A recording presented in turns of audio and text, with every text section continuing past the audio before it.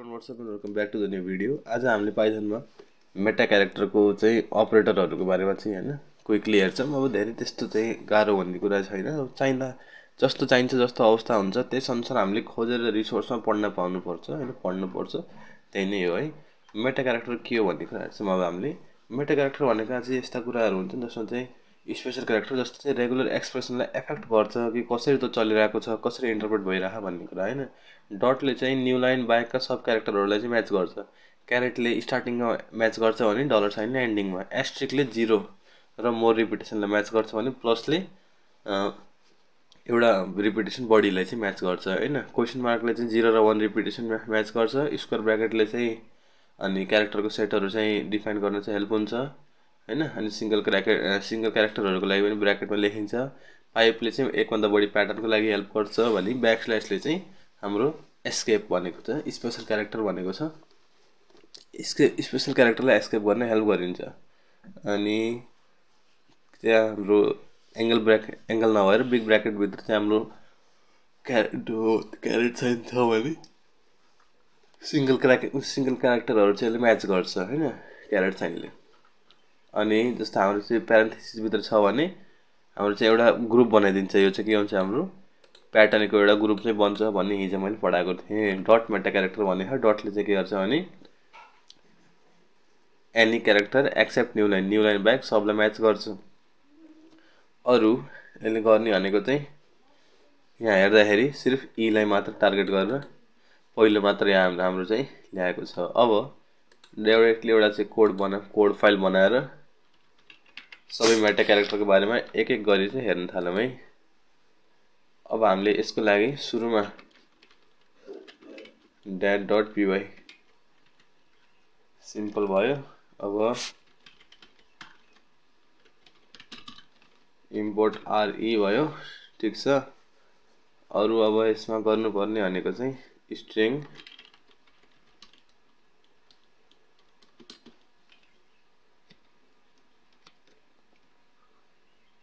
Lazy डग 121211 हैन। अब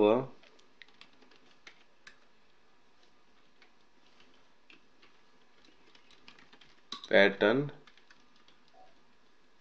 1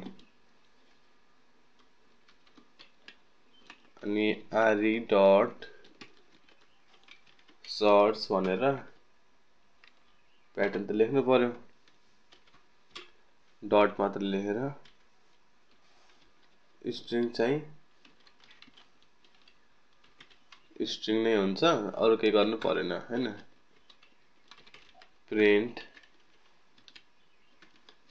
pattern 1 dot group गरौँ है। अब यसलाई चलाम। पहिलो क्यारेक्टरले प्रिन्ट गर्यो, डटले पहिलो क्यारेक्टर प्रिन्ट गर्छ भन्ने कुरा बुझ्यो हैन। अनि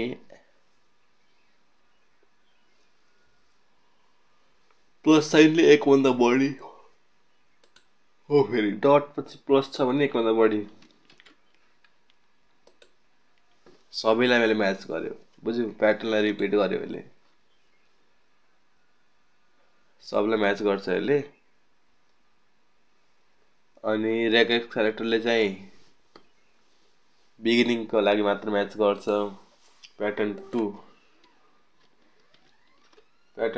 को लागि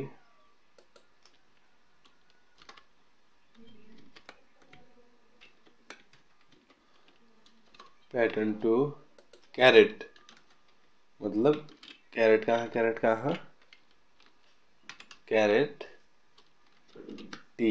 अब हेरौँ है द क्विक ब्राउन।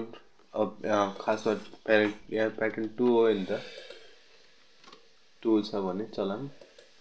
हेर टी मात्रले के गर्यो म्याच गर्यो।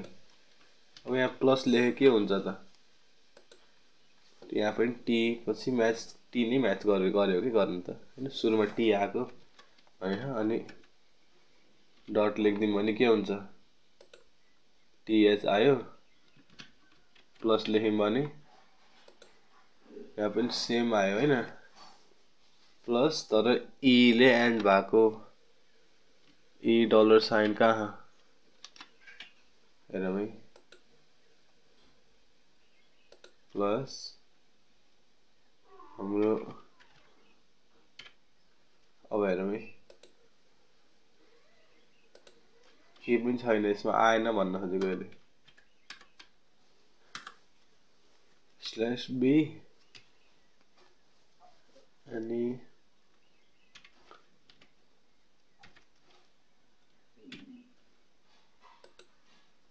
इररै आएको छ अहिले नबुझ्नु मेसो नपाएर हामीले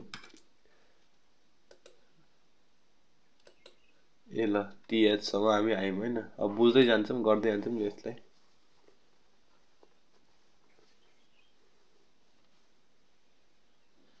अनि बिगिनिङको लागि क्यारेट परेको हुन्छ के अरे अनि स्ल्यास डब्लुको पनि कुनै अब काम छ नि त म्याथ काम छ बिगिनिङको लागि क्यारेट भयो डलर साइन एन्डको लागि यो फेरि कर्ली ब्रेसेस दिनु पर्यो प्लस स्ल्यास डब्लु यहाँ हाम्रो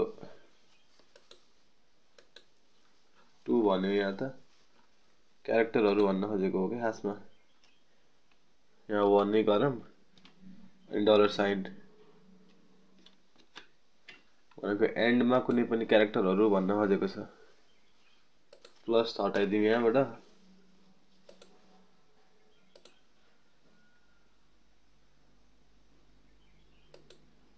एउटा दुईटा एन्डमा दुईटा हुनु पर्यो नि त अनि प्लस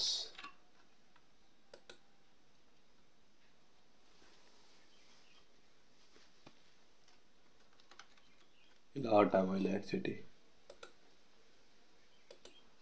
11 मात्र चल्यो लास्टमा डबल दुईटा आएको भन्न खोजेको 11 लास्टको दुईटा चाहिँ हेर्दै हो कि यसले हैन वर्डहरू चाहिँ दुईटा भन्न खोजेको तीनटा भनेको के हुन्थ्यो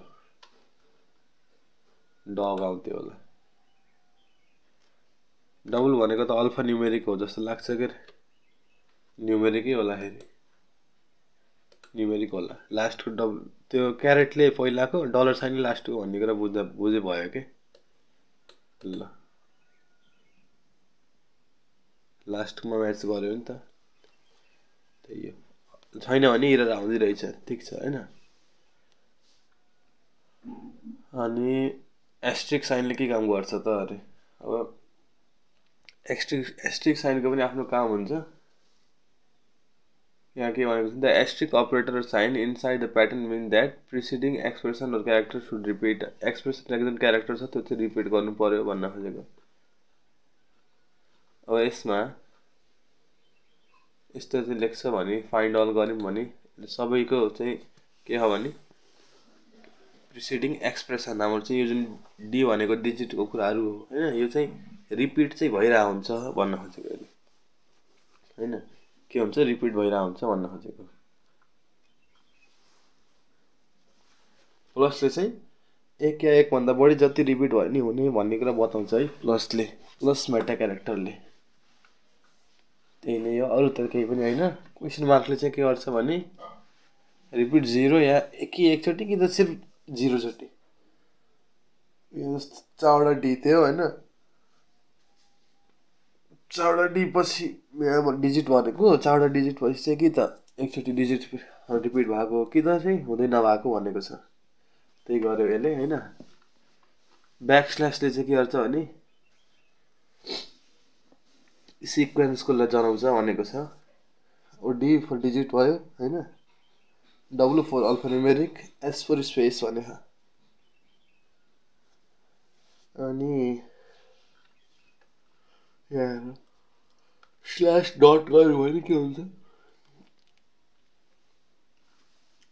फाइन्ड अल भन्यो एसटीआर मा चाहिँ यसले चाहिँ डट मात्र स्ल्यास डट गर्यो भने एस्केप गर्यो के त्यसले हैन अनि यसलाई चाहिँ सिर्फ डटको रूपमा चाहिँ निकाल्दियो अनि स्क्वायर ब्र्याकेटले चाहिँ कुनै क्यारेक्टरहरूलाई चाहिँ जनाउनु त अब अलिकति प्र्याक्टिस गरौँ हामीले बीबाट स्टार्ट भएको एनबाट एन्ड भएको हेरौँ है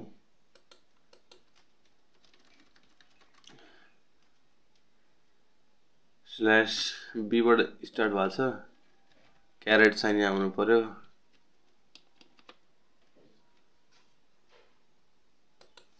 अनि बी बाट स्टार्ट भयो,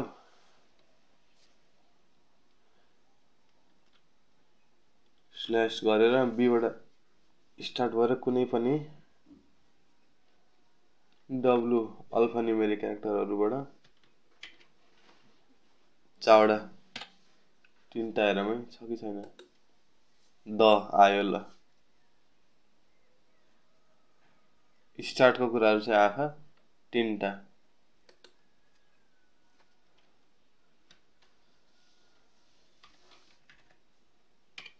अब हेरौं स्टार्टिङको कुराहरु आएको छ नि त, तर अब हेरौं है तीनटा वर्ड भएको हेरौं है। द जो आउँछ नि आउनु त। फाइन्ड अल गरौं, लिस्ट प्याटर्न 2 प्रिन्ट गरौं कि द क्वी भन्न हैन, quick brown fox starting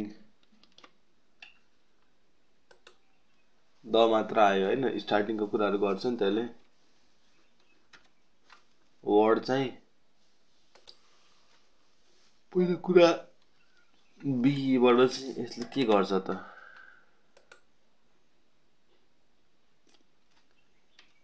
slash be अरे बी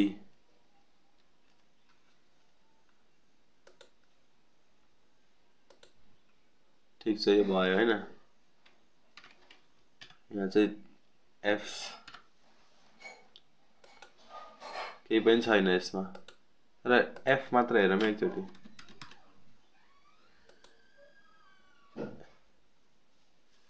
एफ प्लस गऱ्यौं भने F dot plus fox jump over the lazy dog. F पछि हैन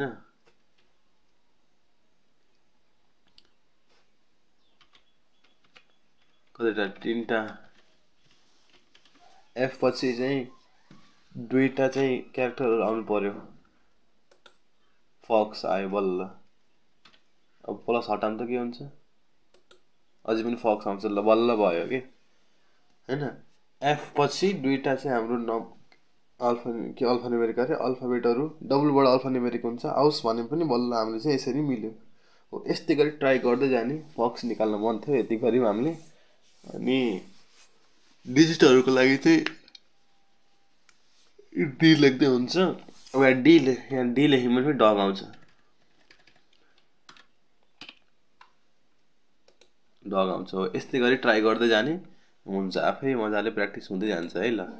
ल कुनै कन्फ्युजन भयो मलाई सोध्ने। आजको भिडियो मैले चाहिँ यही एन्ड गरेँ।